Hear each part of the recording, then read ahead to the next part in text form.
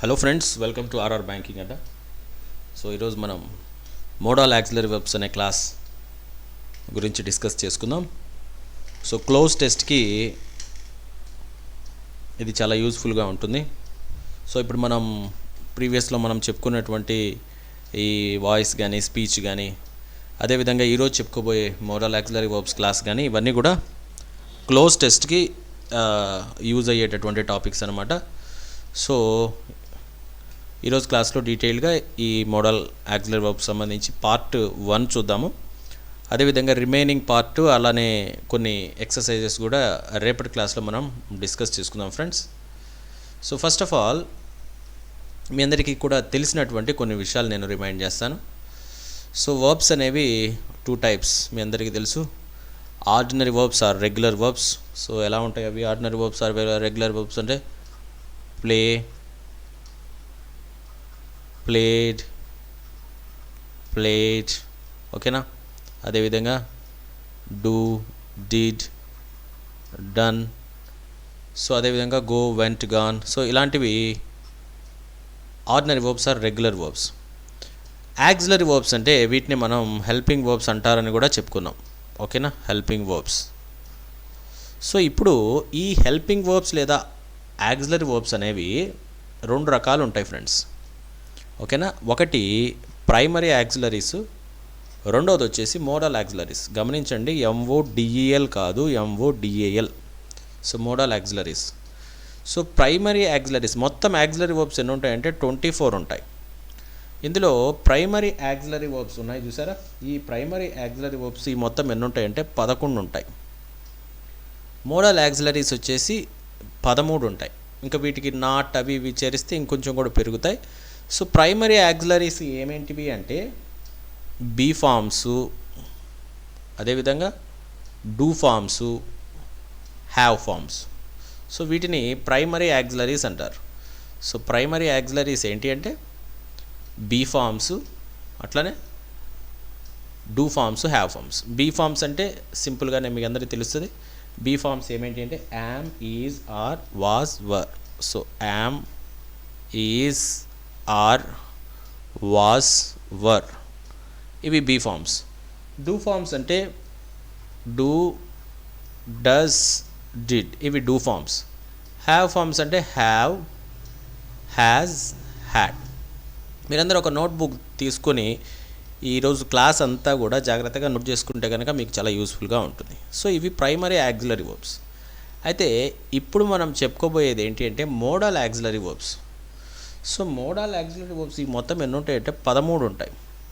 So 13 modal auxiliary verbs. అదేవిధంగా వీటికి not చేర్చడము లేకపోతే వీటితో ఇంకొక ప్రైమరీ యాక్సిలరీ వర్బ్ని కలిపితే ఎటువంటి అర్థం వస్తుంది, సో దాన్ని మనం సెంటెన్స్లో ఎలాగ యూజ్ చేస్తాము అనేది ఈరోజు క్లాస్లో మనం డిస్కస్ చేసుకుంటాం. సో ఫస్ట్ ఆఫ్ ఆల్ ఈ మోడల్ యాక్సిలరీ వర్బ్స్ అంటే ఏంటో చూస్తే, a verb use to express the mood, చాలా జాగ్రత్తగా గమనించండి, mood or attitude of the speaker. So అందువలన వీటికి మోడల్ యాక్సిలరీస్ అని పేరు వచ్చింది. So the mood or mode or attitude of a speaker is called modal auxiliary. ఈ మోడల్ యాక్సిలరీస్ ఏం ఇండికేట్ చేస్తాయి అంటే ఆ స్పీకర్ యొక్క మూడ్ని లేకపోతే అతని యాటిట్యూడ్ని మనకి ఎక్స్ప్రెస్ చేస్తాయి. కాబట్టి వీటిని మోడల్ యాక్సిలరీస్ అంటారు. ఇవి చాలా ఇంపార్టెంట్ ఫ్రెండ్స్. మీకు క్లోజ్ టెస్ట్లో మీకు చాలా యూజ్ఫుల్గా కూడా ఉంటాయి, ఓకేనా. అయితే అసలు ఏంటివి ఈ మోడల్ యాక్సిలరీ వర్బ్స్, అసలు ఏంటి వీటి సంగతి అనేది మనం చూద్దాం. సో ఇక్కడ ఈ మోడల్ యాక్సిలరీస్ కొంచెం ఇచ్చాం, ఇవన్నీ మీకు తెలిసే ఉంటాయి. Can, could, may, might, should, would, must, ought to, am to or was to. ఉత్త యామ్ కాదు, ఉత్త వాజ్ కాదు, యామ్ టు, వాజ్ టు, ఈ 2తో కలిపి. Have to or had to, used to, need, dare, shall, will. So ఇవన్నమాట. ఇక్కడ మీరు గమనించాల్సింది యామ్, వాజ్, ఓకేనా. ఈ సింగిల్గా వస్తే కాదు, యామ్ టు, వాజ్ టు, అదేవిధంగా హ్యావ్ టు, హ్యాడ్ టు, అంటే ఇవి ఏమి అర్థాన్ని ఇస్తవి అనేది. So yam, was, have, had జనరల్గా ఒక అర్థం ఇస్తాయి, బట్ వాటి పక్కన మనం టు అని కానీ యాడ్ చేస్తే అవి ఎటువంటి అర్థం ఇస్తాయి అనేది మనం తెలుసుకుంటాం. మోడల్స్ క్లాస్లో మనం చూస్తాం. వీటన్నిటి గురించి మనము నేర్చుకుంటాం, ఒక్కొక్కటి ఏ సందర్భాల్లో యూజ్ చేస్తారనేది. జనరల్గా ఈ మోడల్ యాక్సిలరీస్ ఏం చేస్తాయి అంటే permission, ability, possibility, suggestion or advice, promise, intention, request, necessity or compulsion, prohibition, wish or prayer, duty or obligation, ఈ విషయాలని తెలియజేస్తాయి. అయితే ఏది ఏ సందర్భంలో యూజ్ చేస్తారనేది మనం తెలుసుకుంటే ఆ సెంటెన్స్ని బట్టి మనం ఆ బ్లాంక్లో మనం దాన్ని కరెక్ట్గా మనం పెట్టవచ్చు అనమాట. అంటే ఇచ్చిన ఆప్షన్లో నుంచి కరెక్ట్ దాన్ని మనం చూస్ చేసుకోవచ్చు. సో జాగ్రత్తగా మీరు వినాలి ఈరోజు క్లాస్ మీరు ఒకసారి జాగ్రత్తగా విన్నారంటే సో మీకు మరలా రిపీటెడ్గా తెలుసుకోవాల్సిన అవసరం కూడా ఉండదు, సింపుల్గా ఉంటుంది. అయితే జస్ట్ మీరు మనసు పెట్టి జాగ్రత్తగా వింటే చాలు, ఓకేనా. సో ఇక్కడ మనం కొన్ని మోడల్ యాక్సిలరీస్ గురించి ఈరోజు క్లాస్లో మనం నేర్చుకునే ప్రయత్నం చేద్దాం. Number 1 may or might. చూడండి, ఫస్ట్ది మీరు జాగ్రత్తగా నోట్ చేసుకుంటే మీకు యూస్ఫుల్గా ఉంటుంది. మే ఆర్ మైట్, ఓకేనా. సో ఈ మే ఆర్ మైట్ ఈ రెండు కూడా ఓకేనా ఒకే రకమైన అర్థం దాదాపుగా. అంటే ఒక రకంగా చెప్పాలి అంటే మే అనేదానికి పాస్ట్ ఫాము మైట్ అనమాట, ఒకే రకమైన అర్థాన్ని ఇస్తాయి. అయితే ఇవి ఏ సందర్భాల్లో యూజ్ చేస్తారనేది మనం చూద్దాం. ఇవన్నీ కూడా మీరు నేర్చుకోవాలి. ఫస్ట్ వన్ వచ్చేసి పాసిబిలిటీ. ఏంటండి possibility? So it may rain, it might rain అన్నాం అనుకోండి, చాలా జాగ్రత్తగా గమనించాలి. It may rain, it might rain, అవునా. ఇట్ మే రెయిన్ అయినా ఇట్ మైట్ రెయిన్ అన్నా వర్షం పడేదానికి పాసిబుల్ ఉందని. అయితే ఎక్కువ పాసిబిలిటీ ఉందనుకోండి, వర్షం పడేదానికి ఎక్కువ ఛాన్సెస్ ఉన్నాయనుకోండి, ఇట్ మే రెయిన్ అంటాం. వర్షం పడేదానికి తక్కువ ఛాన్సెస్ ఉన్నాయనుకోండి, ఇట్ మైట్ రెయిన్ అంటాం. అంటే మే అయినా మైట్ అయినా ఏమి ఇండికేట్ చేస్తాయి? పాసిబిలిటీని చెప్తాయి. ఎక్కువ పాసిబిలిటీ ఉందంటే మే, లీస్ట్ పాసిబిలిటీ ఉంటే మైట్. చాలా జాగ్రత్తగా గమనించాలి, ఓకేనా. It may rain or might rain అంటే అర్థం ఏంటో చూసాం. He may go to Delhi tomorrow, he might go to Delhi tomorrow. రేపు అతను వెళ్ళొచ్చు, వెళ్ళేదానికి ఎక్కువ అవకాశం ఉందంటే మే గో అనండి. వెళ్ళొచ్చు, వెళ్ళేదానికి అవకాశం తక్కువగా ఉంది అంటే మైట్ గో అని చెప్పనొచ్చు. యూ మే ఫాల్, నువ్వు పడతావు, పడే అవకాశం ఉంది. ఏదైనా పిట్టగోడ మీద కూర్చొని కొంచెం ప్రమాదకరంగా ఉన్నాడు అనుకోండి, అప్పుడు చెప్పొచ్చు యూ మే ఫాల్, పడతావేమో అని. Tina said that she might go there. ఇక్కడ చూడండి, షీ మైట్ గో దేర్ అని ఒక సెంటెన్స్ ఇచ్చారు. ఇక్కడ ఆమె వెళ్ళేదానికి తక్కువ అవకాశం ఉంది అనే అర్థం కంటే కూడా ఇక్కడ ఈ మైట్ అనేది ఎందుకు వాడాము అంటే సెడ్ అని ఉంది కదా, టీనా సెడ్ పాస్ట్లో ఉంది కాబట్టి ఇక్కడ మైట్ అని రాయాల్సి వచ్చింది. అర్థమవుతుందా? సో కాబట్టి ఇక్కడ షీ మైట్ గో దేర్ అంటే మీరు ఇక్కడ తక్కువ పాసిబిలిటీ ఉంది అని అర్థం చేసుకోకూడదు, ఎందుకంటే ఇది ఒక్కటే సింగిల్గా రాలేదు ఇక్కడ, అవును కదా. ఇది clause, she might go there ఒక క్లాజ్, అవునా, ఇది ఒక క్లాజ్. ఇక్కడ ఈ క్లాజ్లో సెడ్ అని పాస్ట్లో ఉంది కాబట్టి ఇక్కడ మనం మైట్ అనే దాన్ని యూజ్ చేసాం. సో చాలా జాగ్రత్తగా గమనించాలి. పాస్ట్ ఉంటే ఇక్కడ పాస్ట్ ఫామ్ వస్తుంది. ఫస్ట్ వచ్చేసి పాసిబిలిటీ. సెకండ్ వన్ వచ్చేసి పర్మిషన్, ఓకేనా. పర్మిషన్ తీసుకునేటప్పుడు మీరందరూ చిన్నప్పటి నుంచి కూడా యూజ్ చేస్తుంటారు. May I come in, yes you may come in, నువ్వు రావచ్చు. పర్మిషన్ అప్పుడు మే యూజ్ చేస్తాం. విష్ ఆర్ ప్రేయర్, మనం విష్ చేయటము లేకపోతే బాగుండాలని కోరుకోవటము, ప్రార్థించటం, ఇలాంటప్పుడు may you enjoy marital happiness, may you long live, ఇంకా మే గాడ్ బ్లెస్ యూ అని కూడా అంటారు, అవును కదా. So may God bless you. So ఒక విష్, ఒక ప్రేయర్ అప్పుడు కూడా మే యూజ్ చేస్తారు, మైట్ యూజ్ చేయరు ఇక్కడ. ఇంకోటి పర్పస్. సో పర్పస్ అప్పుడు చూడండి, షీ వర్క్స్ హార్డ్, కష్టపడుతుందామా. ఎందుకోసం? షీ మే పాస్, ఆమెకు ఒక పర్పస్ ఉంది ఇక్కడ. ఏంటంటే ఆ పర్పస్ పాస్ అవ్వాలి. ఓకేనా? అందుకోసం ఆమె ఏం చేస్తుంది? కష్టపడుతుంది. సో ఇక్కడ ఈ సెంటెన్స్ అర్థం మీరు చూడాల్సింది ఏంటంటే ఆమె కష్టపడుతుంది కనుక ఆమె పాస్ అయ్యే అవకాశం ఉంది అని ఒక అర్థం అనుకుంటే, ఇక్కడ ఈ అర్థంలో ఆమె పాస్ అవ్వాలి అనే ఏమంటారు ఆశ ఉంది, ఆమెకు ఒక పర్పస్ ఉంది పాస్ అవ్వాలి అనేటటువంటి. అందుకోసం ఆమె ఏం చేస్తుంది? కష్టపడుతుంది అన్నట్టు. ఇక్కడ మనము she works hard so that, ఆమె పాస్ అవ్వాలి అనే పర్పస్ ఆమెకు ఉంది అని చెప్పాల్సి వచ్చినప్పుడు మనం మేనే యూజ్ చేస్తాం. ఓకేనా? సో మనం she will pass, she can pass అలా కూడా రాయొచ్చు గ్రామటికల్గా. అయితే ఆమె పర్పస్ని మనం చెప్పాలి అని అనుకున్నప్పుడు మనము ఏం చేస్తామంటే మే అనే దాన్ని యూజ్ చేస్తాం. ఓకేనా? తర్వాత ఇక్కడ రెండోది చూస్తే ఇక్కడ కేమ్ అని పాస్ట్ ఉంది కాబట్టి ఆటోమేటిక్గా ఏమైపోయింది? మైట్ వచ్చింది. She came so that she might see me. So ఇది కూడా ఇక్కడ ఒక పర్పస్ని ఇండికేట్ చేస్తుంది. మీరు జాగ్రత్తగా ఆ సెంటెన్స్ ఎగ్జాంపుల్ని చూసారంటే అర్థం చేసుకుంటారు. ఓకేనా? సో ఒక పర్పస్ కోసం మనం ఏదైనా ఒక పని చేసేటప్పుడు మనం కష్టపడి చదువుతూ ఉన్నాం, ఒక ఉద్యోగం సంపాదించడం కోసం మనం చదువుతూ ఉన్నాం అన్నప్పుడు మన పర్పస్ అప్పుడు మనం ఏం యూజ్ చేస్తే బాగుంటుంది అంటే మే యూజ్ చేస్తే బాగుంటుంది. ఓకేనా? నెక్స్ట్ చూద్దాం. ఇంకా రిమోట్ పాసిబిలిటీ, ఇది నేను ఆల్రెడీ కూడా చెప్పాను.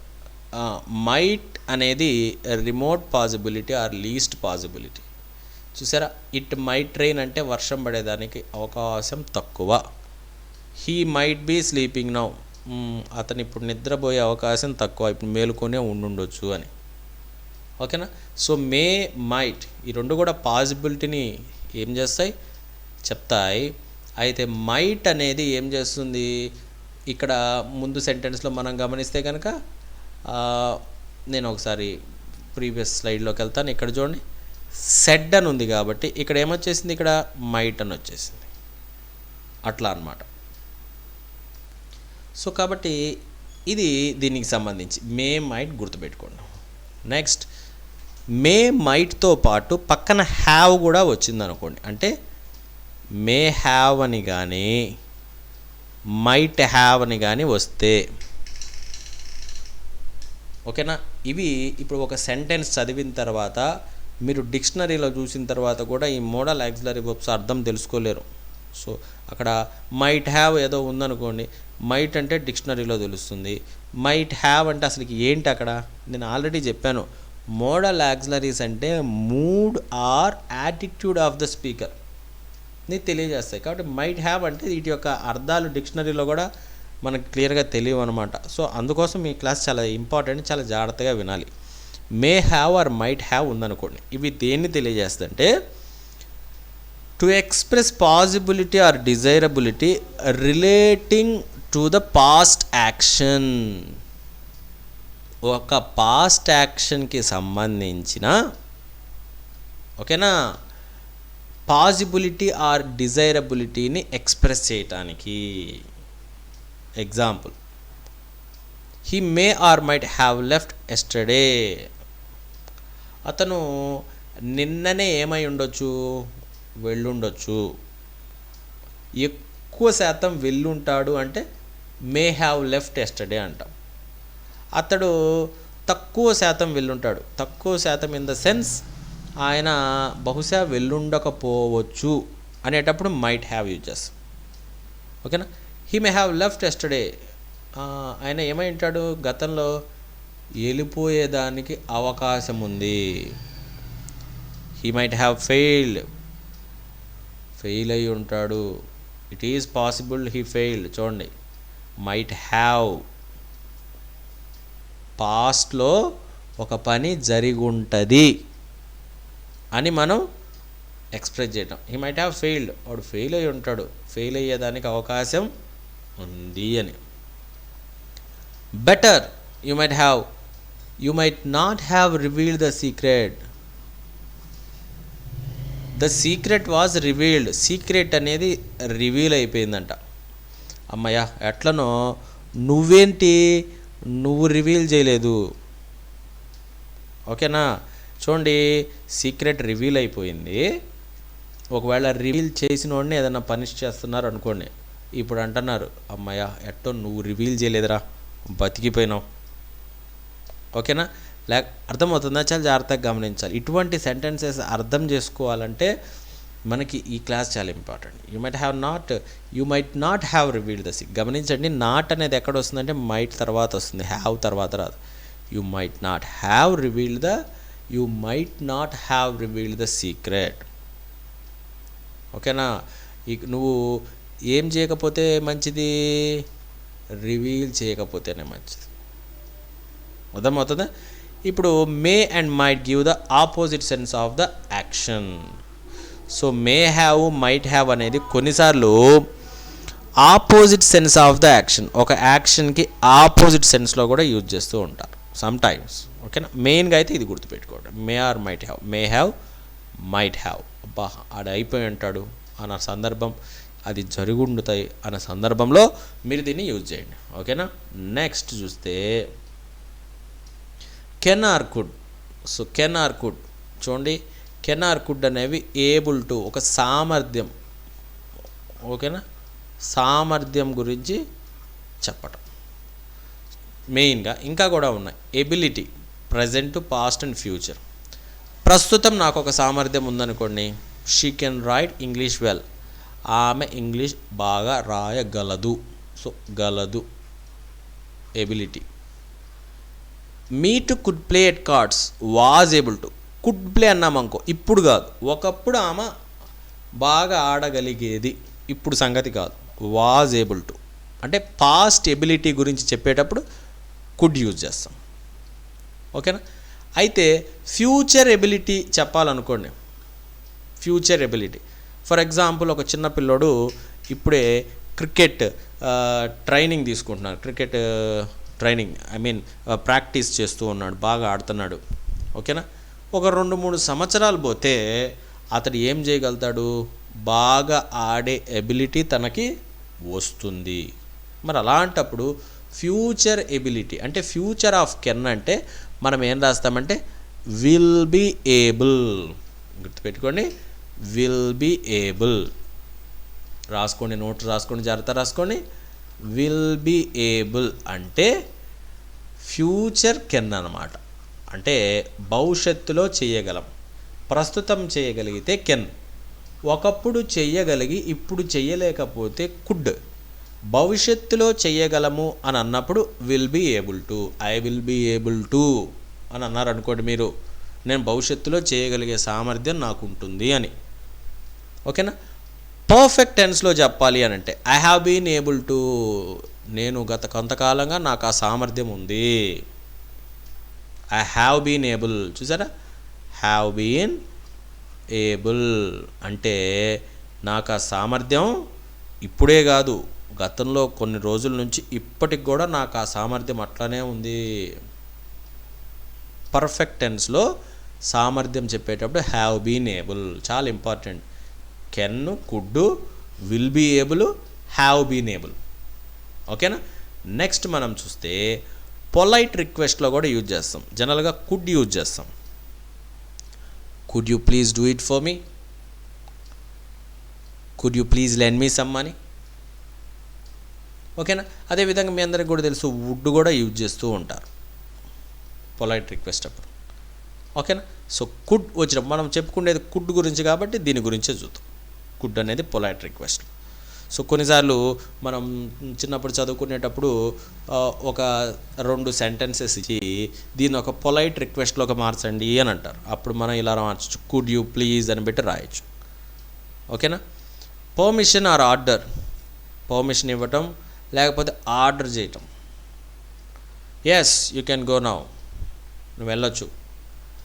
You can take my book, నువ్వు నా పుస్తకం తీసుకోవచ్చు. ఓకేనా, సో అంటే ఇక్కడ మే అనేదానికి ఆల్టర్నేటివ్గా ఉపయోగిస్తారు. అర్థమవుతుందా? అంటే ఇక్కడ మే అనేది కూడా పాజిబులే. ఓకేనా. సో కాబట్టి పర్మిషన్ ఆర్ ఆర్డర్. ఇప్పుడు మీరు అంటారు సార్ మరి మే పెట్టాలా కెన్ పెట్టాలని, ఆ సెంటెన్స్ని బట్టి రెండు కూడా పాసిబులే. ఓకేనా. ఆ తర్వాత ప్రొహిబిషన్ ఆర్ ఆఫర్. ప్రొహిబిషన్ అంటే తెలుసు కదా, నిషేధం. అదేవిధంగా ఆఫర్, ఎదుటి వ్యక్తికి ఏదైనా మనం ఆఫర్ చేయటం. సో ప్రొహిబిషన్, యూ కెనాట్ అంటే ఎప్పుడైనా కూడా కెనాట్ ఆర్ కాంట్. చూడండి, కాంట్, యూ కాంట్ అంటే ఇంకా ప్రొహిబిట్ చేసేట, ఇంకా లేదు. You can't, you cannot enter the room. నీకు రూమ్లోకి వచ్చేదానికే నీకు అసలుకి అనుమతి లేదు. యూ కెనాట్, నువ్వు చేయలేవు, యు ఆర్ ప్రొహిబిటెడ్. అదే కెన్తో స్టార్ట్ అవుతా ఉందనుకోండి, can I get you some fruits, offer చేయటం అనమాట. బాగా నేర్చుకోండి. ఈరోజు నుంచి మీరు ఎవరికైనా ఎదుటి వ్యక్తికి ఏదన్నా ఒకటి ఆఫర్ చేసేటప్పుడు కెన్ బెటర్ రాయండి. Can I get you some fruits, can I help you, అలాగనమాట. ఓకేనా. మే ఐ హెల్ప్ యూ వేరు, కెన్ ఐ హెల్ప్ యూ వేరు. ఓకేనా. చాలా జాగ్రత్తగా గమనించండి సిచ్యువేషన్.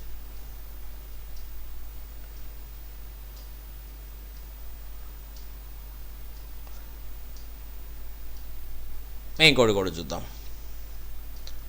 పాసిబిలిటీ కూర్చోండి. Who is she with him, అతనితో ఉంది ఎవరు. అప్పుడు మనం ఎవర్రా, ఆయనతో ఉంది ఎవర్రా, ఆయన పక్కన ఉంది ఎవరు అని అడిగాను మనం అంట బహుశా వాళ్ళ భార్య అయ్యుండొచ్చు ఏమో. కన్ఫామ్గా వాళ్ళ భార్య కాదు, బహుశా అయ్యుండొచ్చు అంటే చాలా జాగ్రత్తగా గమనించండి. బహుశా అయ్యుండొచ్చు. Who is she with him, she could be his wife. అయ్యుండొచ్చు, కుడ్ బీ. మీరు అంతేగాని కుడ్ అని పాస్ట్లో ఉంది కదా అని చెప్పి ఒకప్పుడు పాతకాలం అని చెప్పి పాత వైఫ్ అన్నట్టు అనుకోబాకండి. Could be his wife, could be his wife, అయ్యుండొచ్చు, ఆమె అతని వైఫ్ అయి ఉండొచ్చు. హౌ ఓల్డ్ ఈజ్ షీ, ఆమె వయసు ఎంత ఉండొచ్చు. షీ కుడ్ బీ 16, ఆమెకి 16 ఉండుండొచ్చు. పాజిబులీ, ప్రస్తుతమే ప్రస్తుతం. ఓకేనా. అట్లా ఇప్పుడు కుడ్ ప్లస్ హ్యావ్, కుడ్తో హ్యావ్ కనుక వస్తే ఎలా ఉంటుందో చూడండి. This form is used for past stability while indicating that the action did not take place. Past stability అయితే అది జరగల, పని అయితే జరగల. ఒకప్పుడు ఎగ్జాంపుల్ చూస్తే క్లియర్గా ఉంటుంది కదా. ఇంకా I could have revealed the secret, నేను ఆ సీక్రెట్ని ఏం చెయ్యగలిగేవాడిని, రివీల్ చేయగలిగుండేవాడిని, బట్ నేను రివీల్ చేయలేదు. You could have borrowed money, the police could have arrested him. ఓకేనా. ఏంటి ఇక్కడ, అది జరిగుండేది, ఇప్పుడు కాదు అప్పుడు, బట్ అయితే జరగల.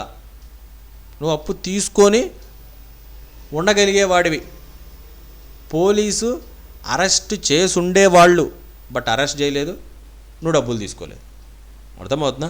ఇది మీరు యూజ్ చేయండి. ఈరోజు ఎవరన్నా క్లాస్ వింటే కనుక జాగ్రత్తగా మీరు యూజ్ చేయండి. ఎలా యూజ్ చేస్తారంటే, నేను కానీ జాగ్రత్తగా గ్రామర్ కానీ అవి కానీ ఇవి కానీ నేర్చుకొని ఉన్నట్టయితే పాస్ అయి ఉండేవాడిని. I could have passed the exam but I did not, pass కాలేదు, పాస్ అయ్యుండేవాడిని. ఏంటి, అప్లై చేసుంటే. అప్లై చేసి కొంతమంది చెప్తారు, ఎట్లా చెప్తారంటే మా ఫ్రెండ్ కూడా ఒక అబ్బాయి చెప్తాడు, ఆ టైంలో లాస్ట్ డేట్ అయిపోయి నేనేం చేశాను, అప్లికేషన్ నేను పెట్టలేదు, కానీ నేను కానీ అప్లికేషన్ పెట్టుంటేనా నాకు జాబ్ వచ్చేది. ఇప్పుడు రమ్మంటే రాదు, మళ్ళీ అప్పుడైతే వచ్చేది. అప్పుడు కాంపిటీషన్ తక్కువ, రకరకాల కథలు అన్నమాట. సో అప్పుడు సంగతి పాస్ట్ ఎబిలిటీ. అర్థమవుతుంది. అయితే జరగల. ఓకేనా. అలాగనమాట.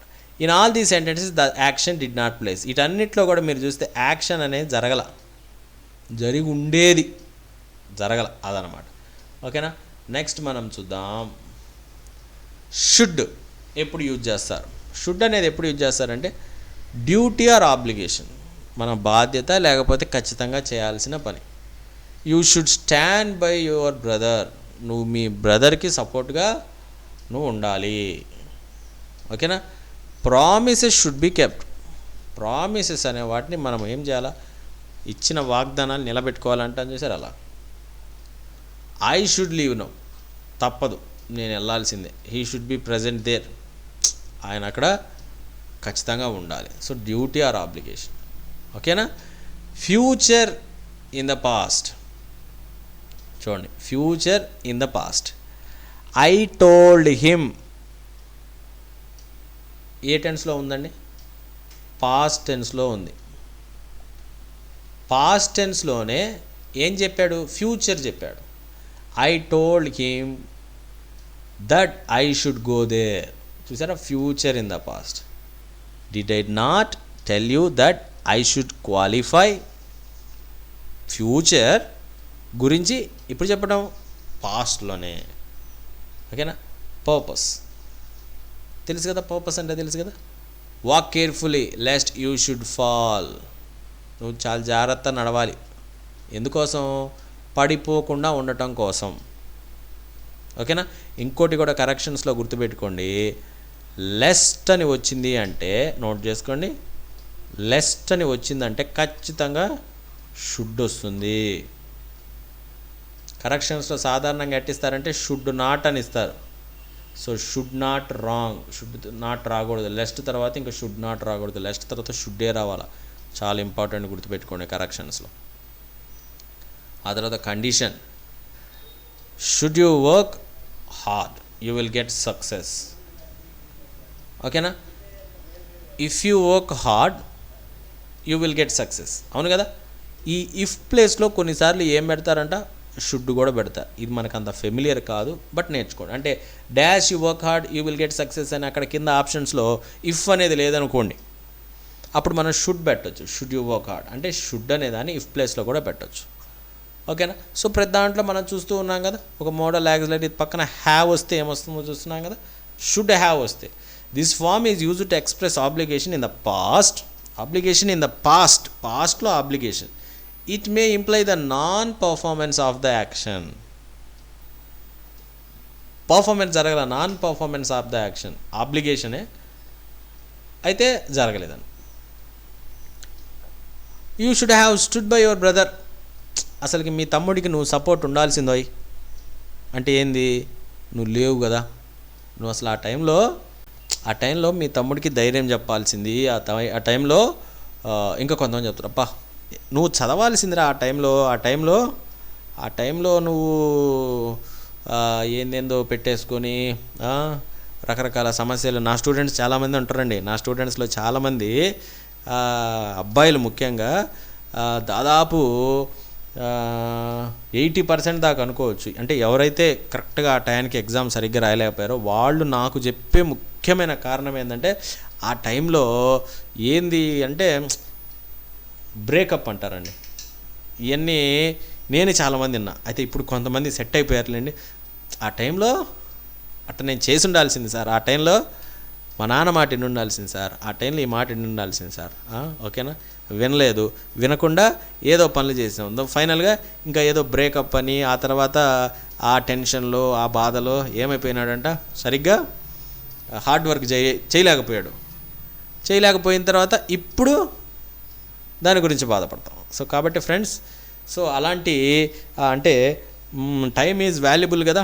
సో కాబట్టి మీరు ఎప్పుడు కూడా చాలా జాగ్రత్తగా టైంని, ఇప్పుడు టైం పోయిందంటే రాదు కాబట్టి చాలా జాగ్రత్తగా ప్రతి నిమిషం కూడా మీరు యూటిలైజ్ చేసుకోవాలి. సో ఈ షుడ్ హ్యావ్ అనేది మన లైఫ్లో మనం పెద్దగా ఉపయోగించకపోతేనే మంచిది. He should have left a message, he should have been present at the party, my brother should have replied politely. మా బ్రదరు మర్యాదగా రిప్లై ఇచ్చుంటే బాగుండేది, వాడేమో మర్యాదగా రిప్లై ఇవ్వకుండా ఎట్టబడితే అట్ట మాట్లాడాడు, ఇప్పుడు పెద్ద గొడవలు వచ్చేసాయి అట్లా అన్నమాట. సో ప్రధానికి సంబంధించి మీ రియల్ లైఫ్లో జరిగిన ఒక ఇన్సిడెంట్ని మీరు గుర్తుపెట్టుకోండి, మీకు అదే గుర్తుండిపోద్ది. ఓకేనా. మస్ట్ అనేది నెసెసిటీ ఆర్ ఆబ్లిగేషన్.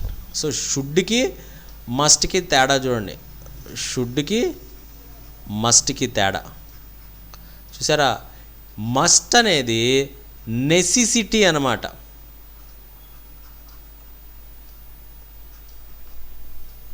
ఓకేనా. మస్ట్ అనేది నెసెసిటీ, ఇంకా తప్పదు. ఈ షుడ్ అనేది ఏంటి, ఏం చెప్తుంది, డ్యూటీ లాగా చెప్తుంది, బాధ్యత అని చెప్తుంది.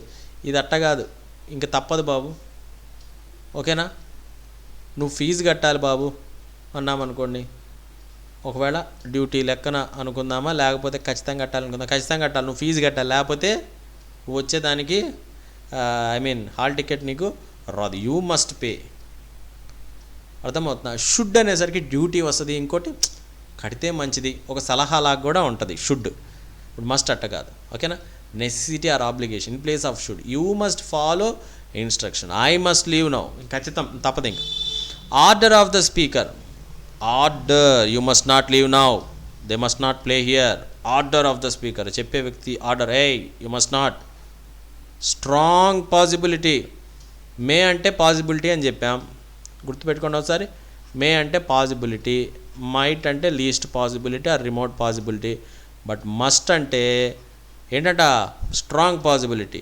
It is 10, the teacher must be in the class, she must be working in the office now.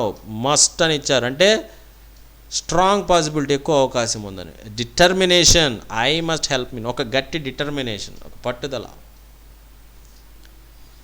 Deduction, inference, ఓకేనా. He has a big house, he must be rich, మన యొక్క inference, చెప్తామన్నమాట.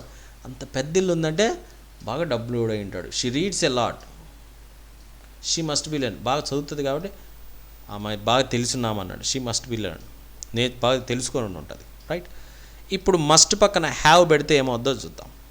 This form is used a past action or situation indicating non performance. ఇవన్నీ మీరు చూస్తున్నారంటే must తర్వాత కానీ should తర్వాత కానీ హ్యావ్లు వచ్చినాయి అంటే non performance.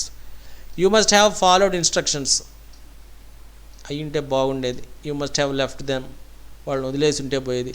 I must have helped him, నేను చేసి ఉంటే బాగుండేది. పాస్ట్లో ఖచ్చితంగా చేయాల్సిన పని చెయ్యలేదనుకోండి, అప్పుడు ఇది ఉపయోగిస్తాం. ఖచ్చితంగా చేయాల్సిన పని అయితే చేయలేదు, చేసుంటే బాగుండేది కదా అని ఇప్పుడు బాధపడతాను చూసారా, అప్పుడు అనమాట. ఆర్ట్ టు చూద్దామా. ఆర్ట్ టు అనేది ఎప్పుడు యూజ్ చేస్తారంటే డ్యూటీ ఆర్ మోరల్ ఆబ్లిగేషన్. చూసారా, ఆబ్లిగేషను, మోరల్ ఆబ్లిగేషన్. సో ఖచ్చితంగా చేసేవి కొన్ని ఉంటాయి. ఇప్పుడు తల్లిదండ్రులని బాగా చూసుకోవాలి, అర్థమవుతుందా. ఇవన్నీ ఎట్లాంటి అంటే మోరల్ ఆబ్లిగేషన్స్, ఓకేనా. It is normal used for should and must. Should must వాటినట్టే వాడతారు. అక్కడ ఒక strong sense of moral duty, advice or indication of correct action. For example, you ought to serve your motherland. నీ దేశానికి, in the sense నీ యొక్క మాతృభూమికి నువ్వు సేవ చేయాలి. ఇది ఏం ఆబ్లిగేషన్, మోరల్ ఆబ్లిగేషన్. నీ తల్లిదండ్రులు నువ్వు బాగా చూసుకోవాలి. You ought not to take fatty food, బాగా కొవ్వు పదార్థాలు నువ్వు తినకూడదు. You ought to take food before leaving. అది ఇదేమన్నా సంప్రదాయమేమో, నువ్వు వెళ్ళేటప్పుడు ఖచ్చితంగా భోజనం చేసి వెళ్ళాలి.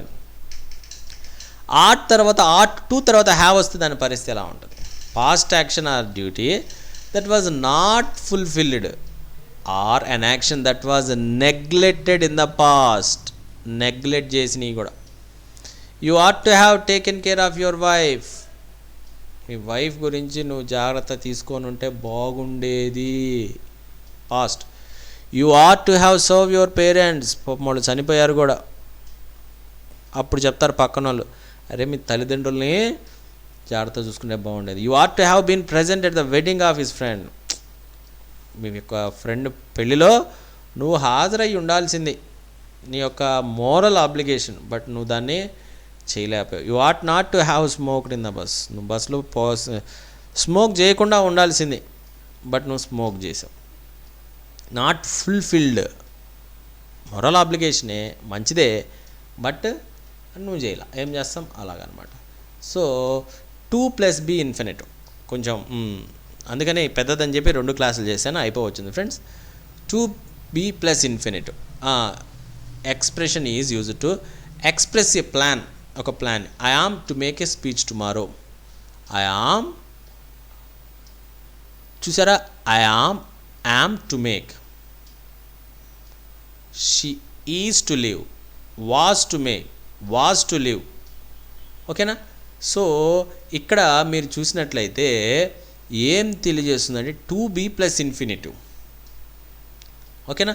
సో ఈ టు బీ ప్లస్ ఇన్ఫినిటివ్ ఏం చేస్తాయంటే ఒక భవిష్యత్తులో ఒక పని జరగబోదు. I am to make a speech tomorrow, నేను రేపు ఒక స్పీచ్ ఇవ్వబోతున్నాను అంటే ఇవ్వటానికి ప్లాన్ చేస్తున్నాను అని. ఓకేనా. She is to leave for the States after marriage, పెళ్ళైన తర్వాత. I was to make a speech yesterday. చూసారా, పాస్ట్ వాజ్ టు మేక్ అంటే past plan, am to make tomorrow future అంటే ఒక ప్లాన్. ఎక్స్ప్రెస్, ఓకేనా, express order in the sense of must.